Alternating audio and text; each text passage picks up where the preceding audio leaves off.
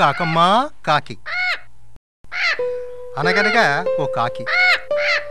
ఓ రోజు అది ఎండలో తిరిగి తిరిగి దానికి చాలా దాహం వేసింది. మంచినీళ్ళ కోసం సరస్సులు, బావులు, ట్యాంకులు అన్నీ వెతికేసింది. కానీ ఒక్క చుక్క నీరు కూడా దొరకలేదు.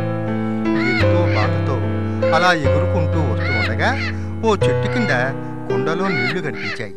అంతే, రివ్వున వచ్చి కుండపైన వాలింది. కుండలో నీళ్లు ఎక్కడో అడుగున ఉన్నాయి.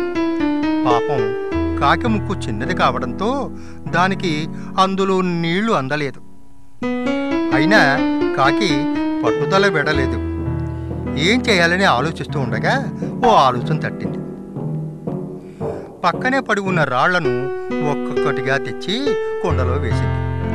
రాళ్లు కుండలో పడ్డం మూలంగా నీరు పైకొచ్చేసింది. దాంతో కాకి సులువుగా దాహం తీర్చుకొని రివ్వున ఎగిరిపోయింది. ఈ కథ వలన మనకు అర్థమైంది ఏమిటంటే, కష్టపడకుండా మనం దేన్ని సాధించ